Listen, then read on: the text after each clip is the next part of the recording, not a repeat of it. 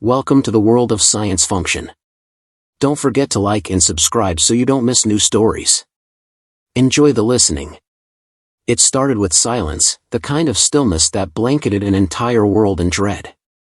Joro, a bioluminescent species known for their unwavering optimism, were the first to notice. Their songs, harmonic calls carried through the water of their oceanic planet, went unanswered. Neighboring systems, their cosmic choir companions, ceased to sing back. The Zolcians, a hive mind species with an unparalleled knack for computation, reported a similar void.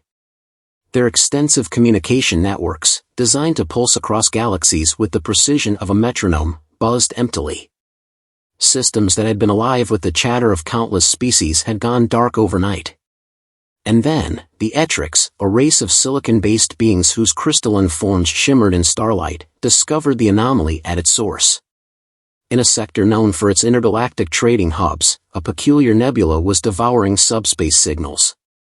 At first, they assumed it was a natural phenomenon. But as expeditions failed to return and probes vanished without trace, the unease deepened. Something was silencing entire civilizations. "We need to assemble," intoned Elder Syntheris of the Joro, their voice resonating like a stringed instrument. The Galactic Coalition's Grand Conclave convened for the first time in centuries. The assembly, an amalgamation of delegates from surviving species, met in a sphere of zero gravity, each entity floating in its preferred environmental bubble. Amid the light, sound, and alien languages, the absence of 24 species, once vibrant contributors to galactic culture, was painfully evident. The nebula, designated Silence 7, said Zolcian Prime Node 8.47. Its voice oscillated with a calculated cadence, has expanded by 0.003 light-years in the past cycle. It continues to nullify all technological signals within its radius. It's consuming not only signals but lives, the crystalline tones of an Etrix delegate refracted. "We've lost entire fleets." The discussion was grave, filled with theories ranging from rogue AI to malevolent cosmic entities. But no solution emerged, only fear. Until a tentative voice interrupted. It came from a corner of the conclave, where the humans, recent inductees to the coalition, sat awkwardly in their oxygen bubble. The species hadn't yet proven themselves beyond their penchant for improvisation and, frankly, chaos. "We'll check it out," said Captain Elise Valera, leader of the Terran envoy. Her tone was light, but her expression carried the weight of determination. "You will?" asked Elder Syntheris, surprise flickering through their bioluminescent glow. "Sure," Valera replied, shrugging. "It sounds like something out of our sci-fi novels. Plus, we're good at poking our noses into places they probably don't belong." The conclave buzzed with skepticism. Humans were hardy, but their technology paled in comparison to the Coalition's elder races. Yet no one else volunteered. 2 weeks later, the Daring, humanity's flagship exploration vessel, embarked on its most dangerous mission yet. The crew of 73 was a mishmash of specialists, scientists, engineers, linguists, and soldiers. They were eager but inexperienced compared to Coalition standards. Captain Valera addressed her crew as the Daring accelerated toward the edge of the known galaxy. "We've faced the unknown before," she said, her voice steady. "Earth's history is a testament to overcoming challenges through grit and ingenuity. This is just another frontier. Together, we'll figure it out." The nebula, a swirling void of opaque purples and blacks, loomed ahead. Sensors malfunctioned as they approached, data streams cascading into nonsense. Communication with the Coalition fizzled out. "It's like the whole area's a black hole for information," muttered Dr. Anika Rao, the ship's astrophysicist. The tension mounted as the crew ventured closer. Probes launched into the nebula disappeared instantly, vanishing as though swallowed by an invisible maw. Still, Valera ordered the ship forward, relying on manual navigation. And then, the unexpected happened. They broke through the nebula's edge, entering a region of space unlike any recorded. Stars shimmered in bizarre, shifting hues. Strange, fragmented structures, like frozen lightning bolts, floated ominously. "What are those?" whispered Lieutenant Marco Perez, their weapons officer. Unknown, replied Valera. But we're not here to gawk. Keep scanning. Suddenly, alarms blared. A vessel, unrecognizable in design, emerged from the shadows. Its jagged shape pulsed with an eerie light. Before the Daring could react, a beam of energy lashed out, disabling their engines and trapping them in place. This is it, muttered Chief Engineer Grace Hahn, sweat beading on her brow. We're done for. But Valera wasn't ready to concede defeat. Get me options, she barked. Hours stretched into an eternity as the crew scrambled to assess the situation. Attempts to communicate with the alien ship were met with silence. It became apparent that whatever force was at work here didn't operate on the principles the Coalition or humanity understood.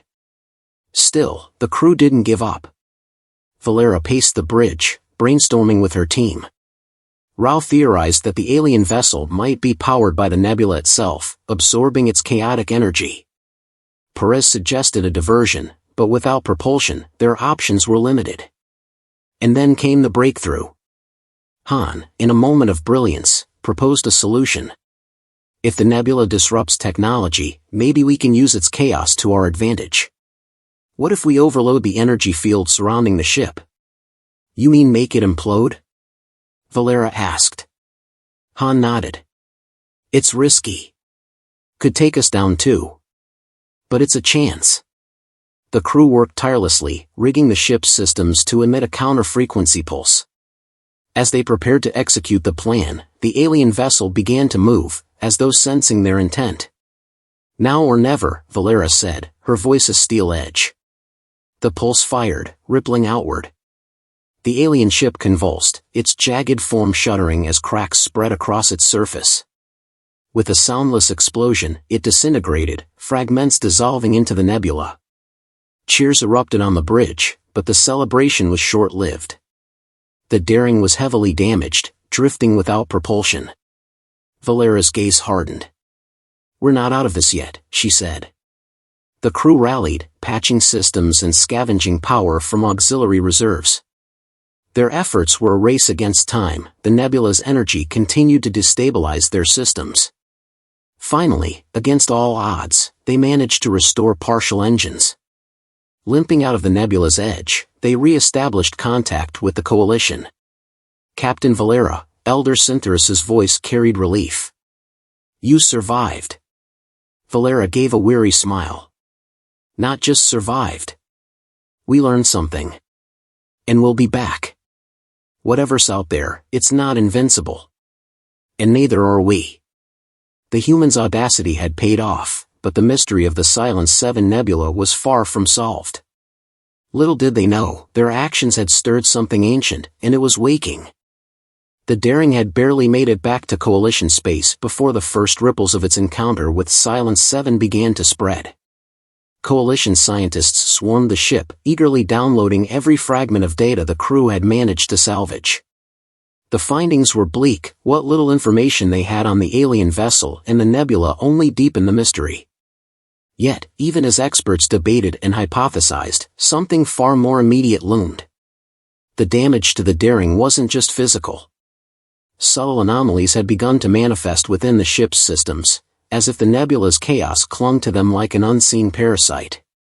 Power fluctuations, ghost signals in their comm systems, and inexplicable malfunctions plagued the crew. Captain Valera ordered a complete diagnostic, but the engineers could find no source for the disturbances. It's as if the ship's alive, muttered Chief Engineer Grace Hahn, staring at a console that had just sparked without warning. The eerie thought stuck with the crew as the Daring was sent back into the fray.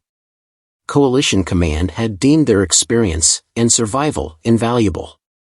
Despite protests from some of the crew, Valera accepted the mission. They would return to the Silence 7 Nebula, this time equipped with an experimental device designed by the Zolcians to counteract its disruptive effects. The crew's nerves were palpable as they approached the nebula once more. The swirling void seemed darker this time, its edges writhing like living tendrils. Dr. Rao's voice broke the silence on the bridge. The energy readings are fluctuating at a higher rate than before, she reported. It's almost as if it's reacting to us. Or remembering us, Perez muttered, earning him a sharp look from Valera. The daring crossed the threshold, and the chaos began anew. Systems flickered, and the experimental device emitted a low hum as it struggled to stabilize the environment. But this time, they were prepared.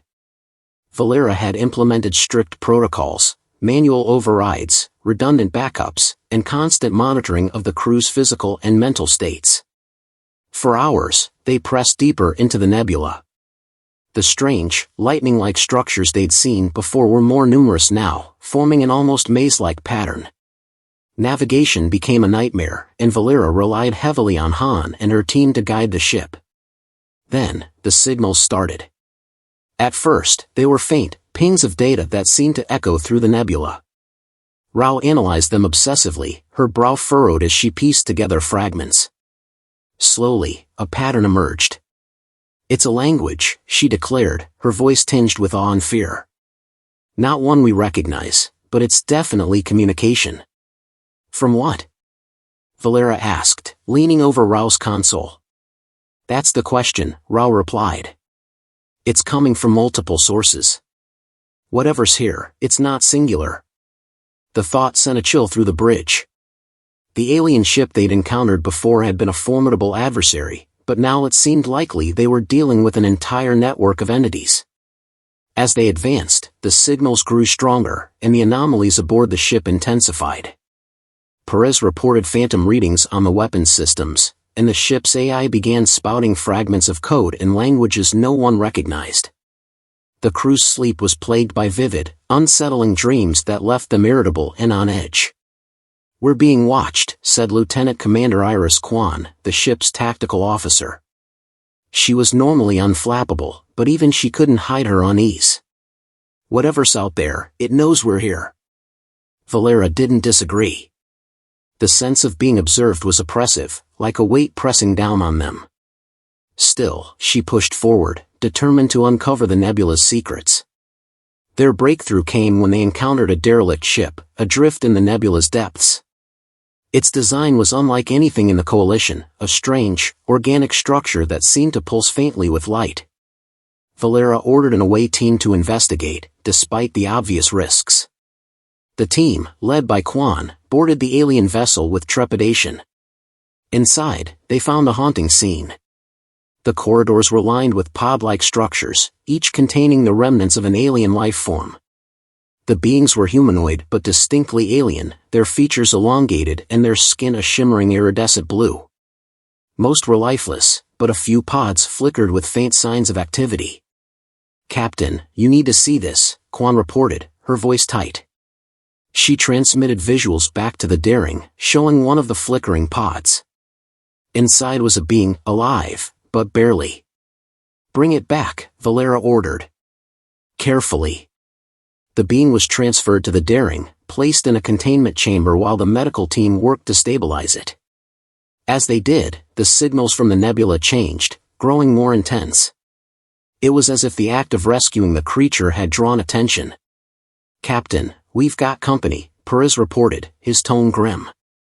Several alien ships, similar to the one they'd destroyed on their first mission, were converging on their position. Valera's mind raced. They were outnumbered and outgunned, their ships still struggling against the nebula's effects. But retreating wasn't an option. Not yet. "Han, can we boost the counter frequency?" she asked. "Not without risking a cascade failure," Han replied. "But I can try something else. If we amplify the nebula's chaotic energy and channel it through the experimental device, we might be able to disrupt their ships." "Do it," Valera said without hesitation. The crew worked frantically as the alien ships closed in. Han's plan was dangerous. If the device failed, it could tear the Daring apart. But they had no other choice. As the alien ships fired, the Daring unleashed a pulse of amplified chaos. The effect was immediate. The nebula seemed to writhe in response, its energy lashing out unpredictably. Two of the alien ships were caught in the maelstrom, their forms disintegrating into shards of light. The remaining vessels pulled back, retreating into the shadows. The crew's relief was short-lived. The strain on the experimental device had pushed it to the brink, and the ship's systems were failing rapidly. Valera ordered an emergency retreat, navigating the ship through the nebula's treacherous terrain with sheer willpower and Han's desperate ingenuity. When they finally broke free, the Daring was barely functional. The crew was battered but alive, and they had something no one else did, a living alien from the Silent 7 Nebula. As Coalition ships moved to escort them back to safety, Valera couldn't shake the feeling that this was only the beginning. Whatever they had awakened in the nebula was far from finished with them. Back in Coalition space, the atmosphere aboard the Daring was one of tenuous relief. The alien being they had recovered, dubbed Subject Alpha, was stabilized in the ship's medbay, its strange biology an enigma even to the Coalition's most advanced scanners. Meanwhile, Captain Valera and her senior staff were inundated with inquiries from Coalition Command, eager to dissect the mission's findings. But the relief was short-lived. As the Daring underwent emergency repairs, strange anomalies continued to plague the ship. Lights flickered, consoles rebooted without warning, and the faint, dissonant hum of static lingered in the background. The crew's unease deepened, their nerves stretched thin by sleepless nights filled with nightmares of the nebula. Valera stood in the medbay, staring at Subject Alpha. The alien's translucent blue skin pulsed faintly, its elongated form suspended in a containment pod. Dr. Rao had made some progress in deciphering its physiology, but the being remained unresponsive. "It's linked to the signals," Rao said, her voice a mix of frustration and fascination. "We've isolated the frequency it's emitting. It's faint, but it's the same pattern we detected in the nebula. Whatever it is, it's still communicating." "With what?" Valera asked. Rao shook her head. "That's what we need to find out. But the more we study it, the more it feels like this thing, or its kind, might be part of the nebula itself. A biological extension of it." Valera's calm pinged, interrupting the conversation. It was Perez, his tone urgent. "Captain, we've got a situation in engineering." She hurried to the engineering deck, where Han and her team were scrambling to contain a sudden power surge. Sparks rained from an overloaded console, and the air was thick with the acrid smell of burnt wiring. On the main display, chaotic patterns flickered, the same alien signals they had detected in the nebula. "It's spreading," Han said, wiping sweat from her brow. "Whatever we brought back, it's affecting the ship. These signals are worming their way into our systems." "Can you contain it?" Valera asked. Han hesitated. "Maybe. But it's not just the systems. She trailed off, glancing at the crew. "It's us. People are reporting strange symptoms. Headaches, visions, hearing things that aren't there." Valera's jaw tightened. "Evacuate non-essential personnel to Coalition stations. I want a full quarantine protocol in place." Despite their efforts, the anomalies escalated. Subject Alpha remained the focus of their investigations, and its presence seemed to exacerbate the situation. The crew began to fracture under the strain, their fear manifesting in arguments and mistrust. Even Valera felt the weight of the nebula's lingering influence, her own dreams haunted by shadowy, incomprehensible shapes. Coalition Command, wary of the growing crisis, ordered the Daring to remain in orbit around a barren moon while a task force prepared to secure Subject Alpha. But as the days passed, it became clear that time was running out. The alien signals intensified, coalescing into what Rao identified as a kind of countdown. "It's not random," she explained to Valera during an emergency meeting. "The patterns are converging on a specific point in time. I think it's a summons." "A summons for what?" Valera demanded. "I don't know," Rao admitted. "But if it's anything like what we encountered in the nebula, it's not going to be friendly." As the countdown neared its conclusion, the Daring was rocked by a sudden surge of energy.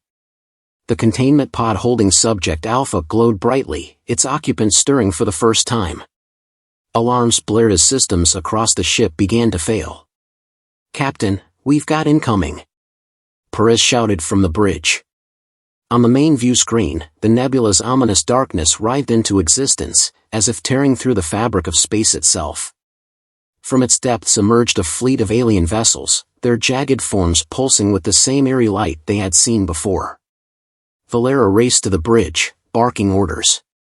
"Raise shields. Prepare all weapons systems." "Shields are down," Quan reported grimly. "We've got minimal power to weapons." Valera's mind worked furiously. They were outmatched and outgunned, their ship compromised from within. But retreating wasn't an option. If the alien fleet reached Coalition space, the devastation would be catastrophic. "Rao, can we use the signals against them?" she asked. Rao hesitated. "Maybe. If we amplify the experimental device to broadcast their own frequencies, it could disrupt them. But it'll overload the ship's core. We won't survive." Valera looked around the bridge, meeting the eyes of her crew. They were exhausted, terrified, but resolute. "Do it," she said. "Set it up. Han, get everyone to the escape pods. I'll stay and trigger the pulse." "Captain, no!" Quan protested. "We're not leaving you behind." "That's an order," Valera snapped. "You're the best crew I've ever served with, and you're the only ones who can warn the Coalition. Go!" Reluctantly, the crew obeyed, evacuating as the alien fleet closed in. Valera remained on the bridge, her hands steady as she activated the experimental device. The ship shuddered violently, alarms blaring as the core overloaded. The alien signals reached a deafening crescendo, and the fleet halted, their ships convulsing as the pulse rippled through them. The daring erupted in a blinding flash of light, the shockwave tearing through the nebula and obliterating the alien fleet. From the escape pods, the crew watched in stunned silence as the nebula began to collapse, its darkness receding into nothingness. The pods were recovered by Coalition forces, and the crew's harrowing tale spread quickly. Valera's sacrifice became a symbol of humanity's resilience and determination, her name etched into the annals of Coalition history. But even as the nebula faded, the echoes of its chaos lingered. Subject Alpha had been destroyed in the explosion, but questions remained. What had it summoned? And was it truly gone? The crew of the Daring carried those questions with them, their victory tempered by the knowledge that the universe still held mysteries far beyond their understanding. The Daring was gone, but its legacy endured, etched into the hearts of those who had served aboard and those who had followed its mission from afar. As the surviving crew was debriefed and hailed as heroes, the Coalition began to piece together what little could be salvaged from the ship's final transmission. Captain Valera's last act, triggering the pulse that destroyed the alien fleet and collapsed the Silence 7 nebula, had bought the galaxy a reprieve. But it was a reprieve, not a resolution. In the days that followed, the surviving crew grappled with the aftermath. They had escaped with their lives but carried scars that ran deeper than the physical wounds. Lieutenant Commander Iris Kwan found herself staring out at the stars for hours, haunted by the memories of the alien ships and the oppressive presence of the nebula. Dr. Rao buried herself in research, determined to understand the alien signals and the strange energy patterns they had encountered. And Chief Engineer Grace Han worked tirelessly to assist the Coalition's engineers in analyzing the fragments of data left behind by the Daring. One fragment in particular drew attention, a faint signal buried within the experimental device's last data burst. It was faint, almost indistinguishable from the noise of the pulse, but its structure was unmistakable to Rao. "It's a response," she said, her voice trembling as she presented her findings to the Coalition's Science Council. The nebula, or whatever intelligence was within it, responded to the pulse. It didn't just collapse. It sent something back. The Council's reaction was a mix of skepticism and concern. Some dismissed the signal as an artifact of the pulse's energy, while others argued that it could be a warning or even a retaliatory measure. Valera's actions had ensured the survival of the galaxy, but they had also opened a door that could not be closed. The surviving crew of the Daring found themselves at the center of the growing debate. For many, their first-hand experience made them the leading experts on the Silence 7 phenomenon. Coalition Command, eager to capitalize on their knowledge, assigned them to a new project, a joint task force dedicated to understanding and countering the lingering effects of the nebula. The task force was headquartered aboard the Resolute, a state-of-the-art research vessel outfitted with the best technology the Coalition had to offer. Quan, Rao, Han, and many others from the daring crew were reluctant to return to active duty so soon, but they knew the stakes were too high to refuse. Valera's sacrifice demanded that they see this through. As the Resolute set out on its maiden mission, the crew braced themselves for what lay ahead. Their first destination was the region where the Silent 7 Nebula had once loomed. Though the nebula itself was gone, the area remained a graveyard of alien wreckage and unstable spatial anomalies. Probes sent ahead had reported faint energy signatures, remnants of the nebula's influence that defied conventional physics. Rao stood on the bridge, her eyes fixed on the main view screen as the ship approached the coordinates. The stars beyond seemed distorted, their light bending in ways that made her head ache if she stared too long. "We're entering the anomaly field," Quan reported, her voice steady despite the tension that gripped the bridge. "Shields are holding, but sensors are struggling to maintain coherence." "Stay sharp," said Commander Elias Trent, the Resolute's captain. Valera's loss weighed heavily on all of them, and Trent was determined to honor her memory by keeping the crew alive. As they navigated the wreckage, Han and her team worked to adapt the ship's systems to the unstable environment. The strange energy signatures grew stronger, and the faint signal Rao had identified on the Daring began to emerge again, clearer this time. "It's the same pattern," Rao confirmed, her voice tight with a mix of excitement and dread. "But it's more complex now. It's evolving." "What does that mean?" Trent asked. Rao hesitated. "It's not just a response. It's adaptive.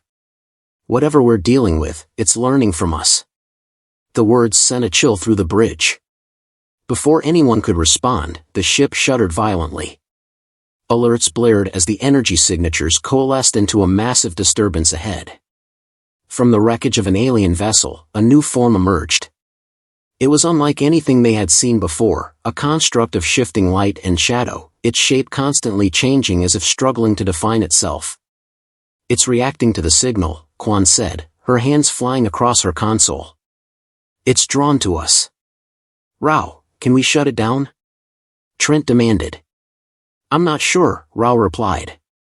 "If it's tied to the nebula's remnants, disrupting it could destabilize the entire region. But if we do nothing..." The construct surged toward the Resolute, its form radiating waves of energy that rattled the ship. Han's voice crackled over the comms. "I've rerouted power to the shields, but it won't hold for long.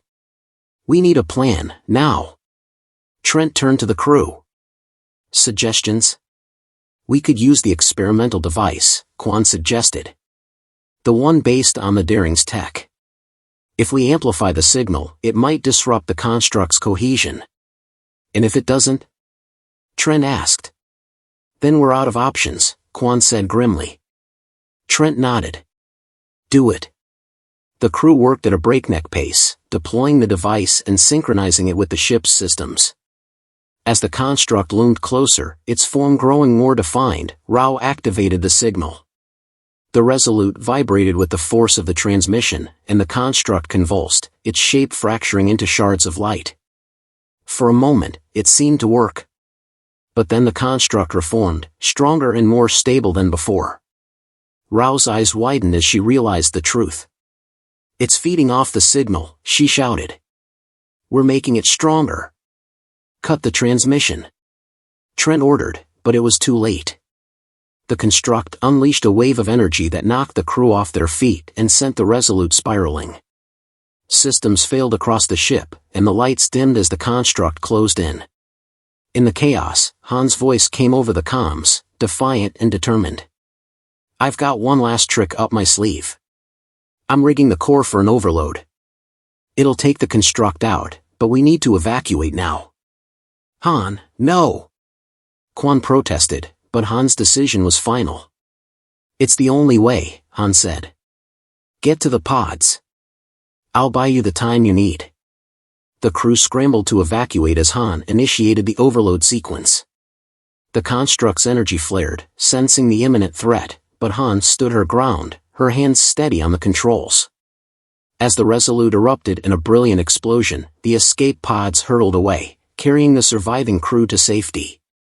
The shockwave obliterated the construct and the remnants of the nebula's influence, leaving only silence in its wake. Back in Coalition space, the crew mourned the loss of another ship and another brave soul. But they also carried hope that Han's sacrifice had truly ended the threat. For now, the Silence 7 Nebula was gone, its dark secrets buried. But the stars still whispered of mysteries yet to be uncovered, and the crew of the Resolute knew their journey was far from over.